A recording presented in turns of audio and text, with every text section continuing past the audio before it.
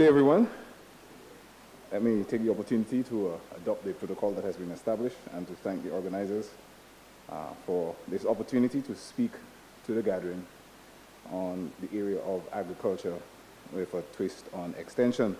The day has been long and a lot has been said, and while I sat there, it is easy to see that there is a lot of bleeding of the ideas, and there's a lot of cross-cutting issues that we have been speaking about. But by way of starting the conversation today, I'm always reminded of a conversation that Dr. David Dolly at St. Augustine, Trinidad, when he told his parents that he wanted to do a PhD in agricultural extension. He always says his father asked him, "What is a PhD in agricultural extension?" And essentially, he says that the question was asked because they didn't understand the field of his work and his endeavor. And so I just want to inform our audience that agricultural extension essentially is education for adults in the agricultural sector, simply put. And the interesting thing about agricultural extension as it relates to innovation is part of perhaps a three-prong diagram, if you put it that way, where you have the farmer involved, the researcher involved, and the extensionist essentially is the broker that helps to broker the information between farmers and researchers. We come from a background where sometimes the research agenda is set, and you have instances where the researcher feels, I need to go out there and let the farmer know what they need to do to correct their problems, to solve their problems, to correct the mistakes that they're making. But the farmer has been at the field level and been involved in his craft for all these years, or her craft for all these years. And so there has to be respect for indigenous knowledge, and you heard some of our colleagues speak about it early on. And so what we do in extension essentially is to integrate that whole relationship between what happens at the field level in terms of those involved in actual production and so on, and those persons who are seeking to improve what it is that is being done. Essentially, the work of extension is focused on influencing knowledge, attitudes, and practice. And you would have heard some of our earlier speakers mention the whole issue of knowledge, attitude, and practice. Knowledge, indigenous knowledge is there. We see emerging experiences of those who spend time in laboratories. Climate change comes in with its own challenges, pest and disease, and having to deal with those and having to adapt. And so while the producers and processors are heading in one direction and are being faced with those challenges, and they have their own ideas as to how they're going to solve these difficulties, the researcher is also there to provide support. And so what agricultural extension seeks to do is to get researchers and farmers involved in what we call participatory rural experiences. We go into those rural areas and we use what we call participatory rural appraisal, where you get both researchers, extensionists, and producers involved in an interactive process where we seek to identify what are called felt needs. Those producers, those processors, those livestock rearers, what do they feel are their own needs and challenges? And in the process, draw to their attention what is generally referred to as unfelt needs, and using participatory approaches to engage all the players in a process where we identify solutions that are amenable to everyone in the process. One of the things that agricultural extension is challenged with, and also farmers, is often you find that sometimes researchers come in and they're the rural tourists. We spend a little time, we gather some basic information, we formulate solutions, and we want to feed it back. But very often these fed-back solutions are not necessarily readily adapted.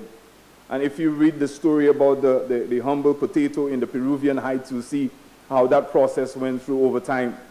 And so it is really important here that we allow the knowledge users, the knowledge generators to interact at a place where there is opportunity for development of ideas and solutions. Some of you might have heard what is referred to as farmer field school program.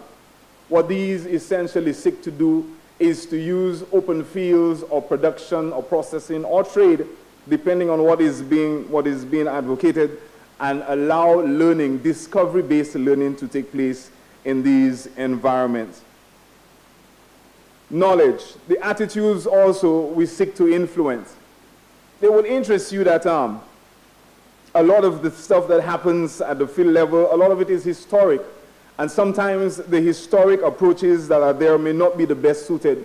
And so part of our responsibility is to ensure that we get in there and help producers and others to get those aha moments. These aha moments are moments when persons recognize that there is a better way. There is a new and improved way. And this is what we seek to do in terms of participatory approaches. For a producer and for the agriculture sector, there are opportunities for innovation at several levels. We have pre-production. These are the people who look to develop new breeds, new species, and so on. And some of you might have heard of the Green Revolution of many decades ago, where we sought to develop new species and new hybrids of vegetables, of livestock, and so on. Then you have the production issues. You have issues related to irrigation, issues related to what sort of production environment am I going to use? Am I going to use the traditional soil? Am I going to use greenhousing?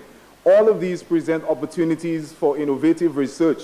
In fact, you have agencies like the international agencies like the Food and Agriculture Organization of the United Nations. More locally and regionally, we have the Inter-American Institute for Cooperation on Agriculture. And we also have our own Caribbean agency, the Caribbean Agricultural Research and Development Agency, CARDI. And what we seek to do is to ensure that we have access to these agencies, that the extensionists are able to interact with those agencies, share with them what the concerns of producers, smallholders are, and in anticipation that they will follow the same pattern of interactive research and development. Ladies and gentlemen, we cannot do it alone. We require partnerships. And for us in Extension, we have international agencies such as the Global Forum for Rural Advisory Services, and more recently we have what is called the Caribbean Agricultural Extension Providers Network. And all of these networking and agencies are intended to help to bring the whole idea of operations at the field level, the research agenda, and the work of extension into a network environment where we could support each other in terms of what it is that we are looking for. There are issues related, for example, in terms of managing your pest and disease, integrated pest management, integrated plant nutrition. All these present exceptional and excellent opportunities for innovative ideas, for innovative ways of doing things.